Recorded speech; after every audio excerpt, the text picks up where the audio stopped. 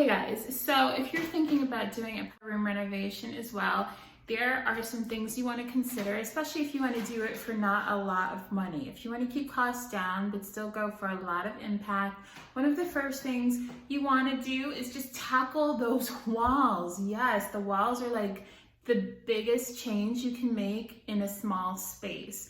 We had these super dated hummingbird, and I mean, no disrespect to hummingbirds, I love hummingbirds, but this pattern was just so small and demure, and it was a lovely wallpaper and very good quality, but just not bold enough for my aesthetic. It was just too demure, too subdued, and it just wasn't giving me enough life. So it looked dated, it looked old, it looked like someone else, a different time.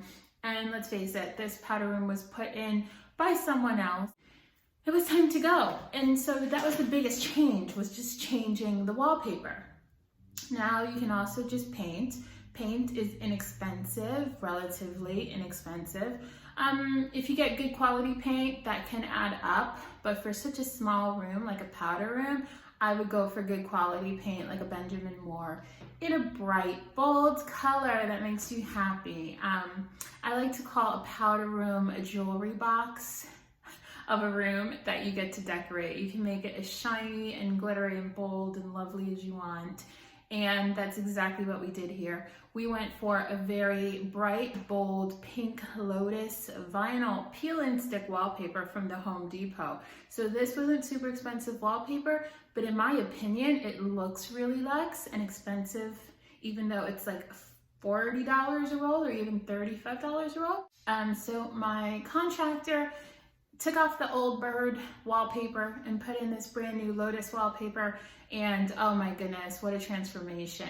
The second thing we did was we switched out the lighting. So in the past, the lighting fixture was just a bog standard hardware store gold light fixture that you could find from anywhere. I swapped it out for this super luxe, glamorous chandelier, also from the Home Depot, relatively inexpensive as well.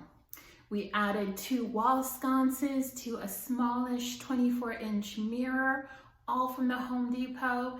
And then to complete the look, guys, without breaking the bank, we painted the sink with Benjamin Moore in a gorgeous shade of gray, smokestack gray. And then the countertops were painted with a white epoxy paint from Home Depot.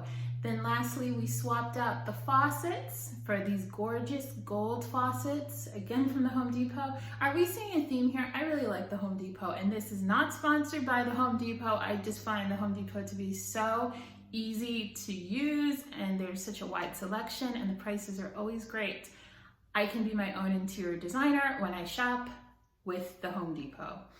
And then our final touch was just to install a brand new toilet. We've kept the original tiles on the floor because they were such good quality. It would have been a waste to take those up. And there you have it, guys. Our beautiful, gorgeous powder room. Couldn't be happier. Those were my quick and easy tips on how to renovate your powder room and give you some inspiration on what we did to update our powder room in our house. Leave me a comment. Don't forget to hit that subscribe button and the notification bell so you'll be notified every time I upload a new video. Thank you so much for watching, and I'll see you in the next video. Bye!